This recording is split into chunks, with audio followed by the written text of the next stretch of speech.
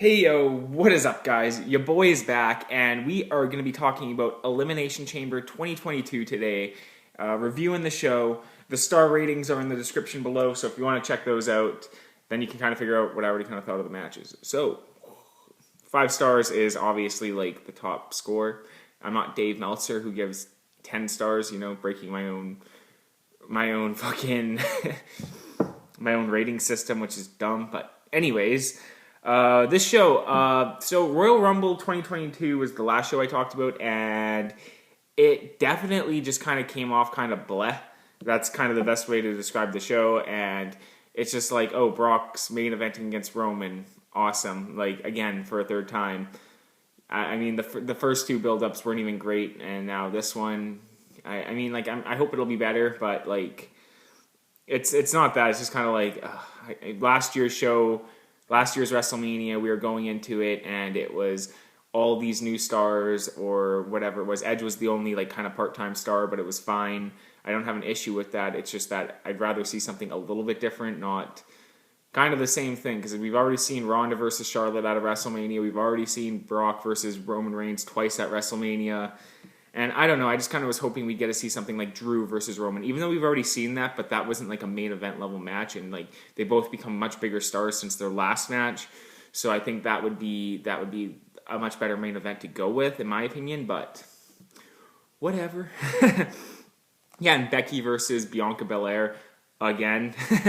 So yeah, it just kind of seems like rematch-a-mania is what this whole thing kind of seems like. Anyways, getting into the show. Show opened with Roman Reigns versus Goldberg. Again, Goldberg. I don't care to see Goldberg wrestle again in these world title matches. I don't mind if he came out and had a match, but again, for the world title, I know why, and it's just like, I just don't care to see it or watch it anymore, because it's kind of like the same match that Goldberg can have. Spear, set up the jackhammer, and then whether he wins or loses, I don't know. And the match had even though Roman was great in the match, it had a really weird ending where Roman had him in the guillotine, but Goldberg's hands were on the rope. So shouldn't that actually be a rope break? That should have been a rope break, but whatever. So that's why the star, I only gave it 1.5 stars, because it just had a really stupid ending, but like, it was what it was.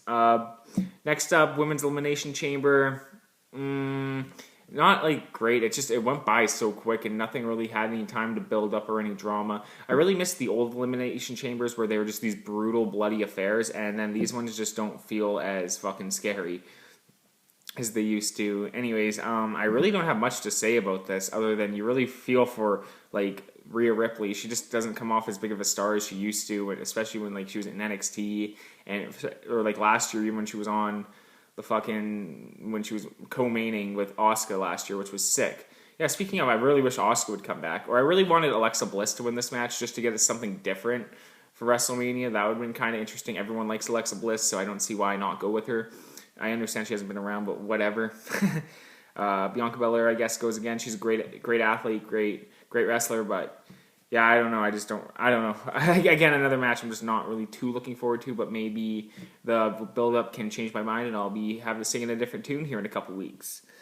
Next up, Ronda Rousey and Naomi versus Charlotte Flair and Sonia Deville.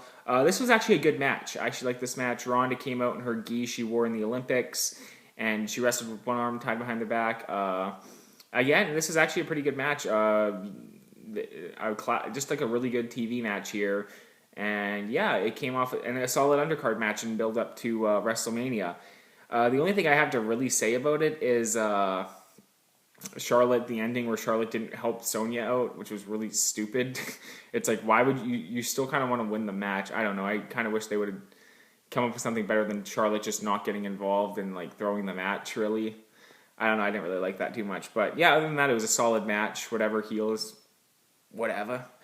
Next up, another solid match here. We had Drew McIntyre versus Madcap Moss. I actually like Madcap Moss. I don't know what the whole internet thinks of him or whatever the whole hardcore fans really think of him, but I actually like him. I think he has a great look, and he's really entertaining on the microphone. And yeah, he's actually a pretty good wrestler. So, and you're in there with Drew McIntyre. And Drew McIntyre might actually be the best wrestler on the planet right now. Like, especially in WWE, I think he's actually better than Roman Reigns. Slightly. It depends what you like, but like Drew's a really good technical wrestler, and yeah, I like technical wrestlers, and Drew's really, really good at it. And yeah, he just comes off like just such an animal and such a beast out there. A lot of really good intensity out of Drew McIntyre.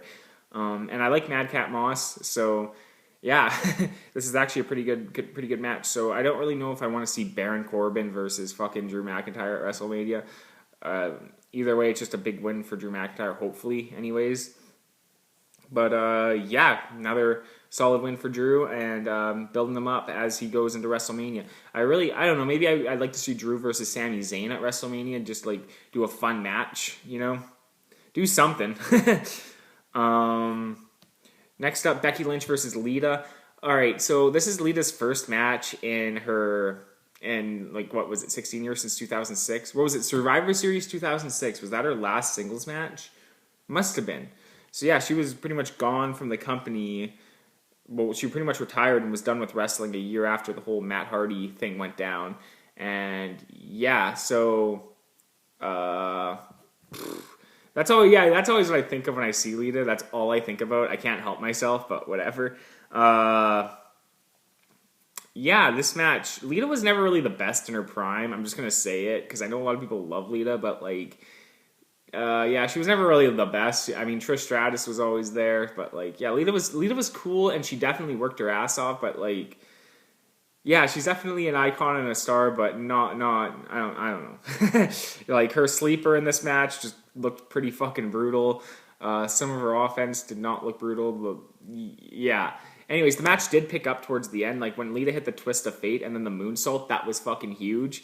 Like, that was like the highlight of the match. Like, people actually bought into it. It was a great ending. Well, great ending there. I think they could have built up the ending a lot better than Becky Lynch just hitting the manhandle right after and then just ending the match. So, yeah, actually, you know what? Actually, I think the match was good. It's just Lita's older, and yeah, it was a solid, again, undercard match for the show. I didn't even watch this because I just knew it was like some stupid fucking injury angle they did, and it was the Usos versus the Viking Raiders, so let's just skip that because it wasn't even like a match or nothing. So to the main event. They could have just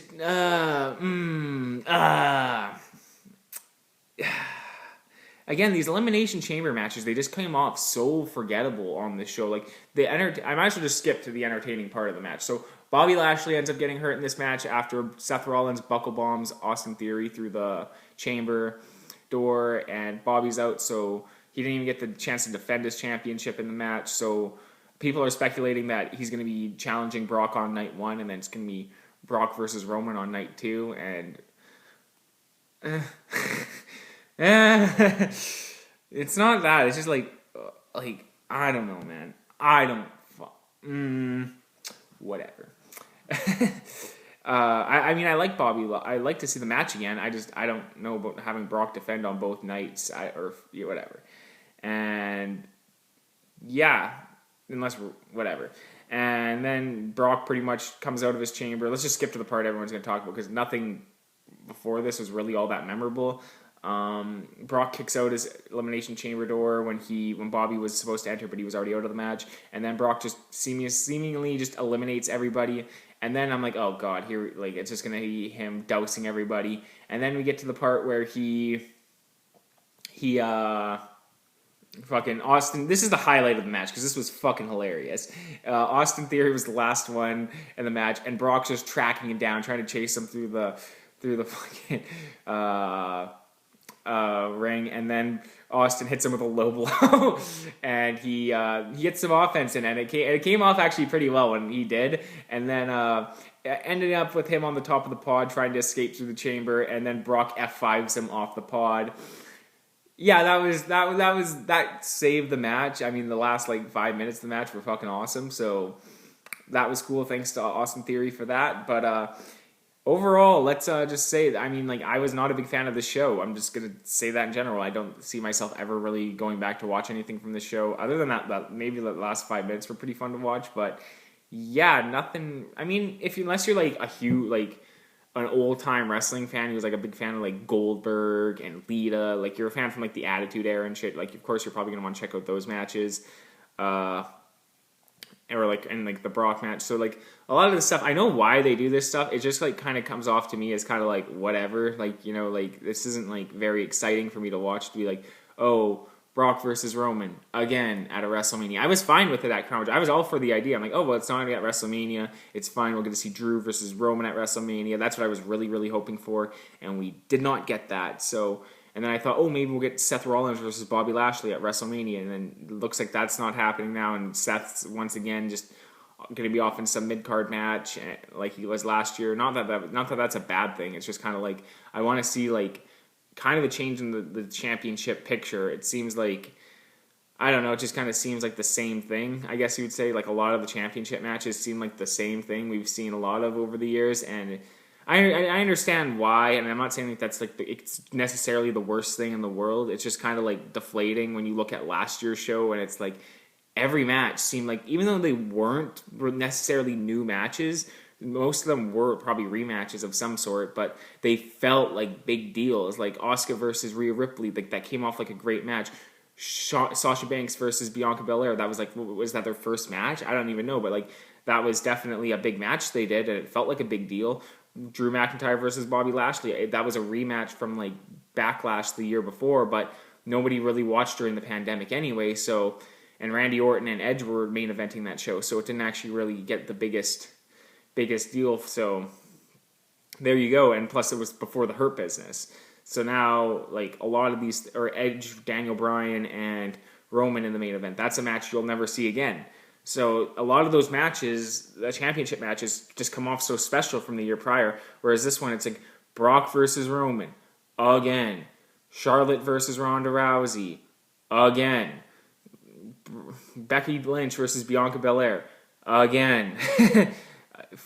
What else is it? Bobby Lashley versus Brock Lesnar. That's one I'm still excited to see, because I still think they could have a great match. But yeah, that's just what I have to say about a lot of their championship matches and just a lot of the scene of it. So yeah, I'm sorry to make such a deflating video, but that's just how I feel about a lot of these matches and stuff like that going into the show. Now, I'm obviously still going to watch. I'm not one of these, oh, I'm never going to watch again type people, and I'm just going to hate on everything. But that's actually just kind of how I feel, kind of like going into this. Now, on the show, it'll definitely change, and I'll be really excited because I'll be expecting some special stuff to go down.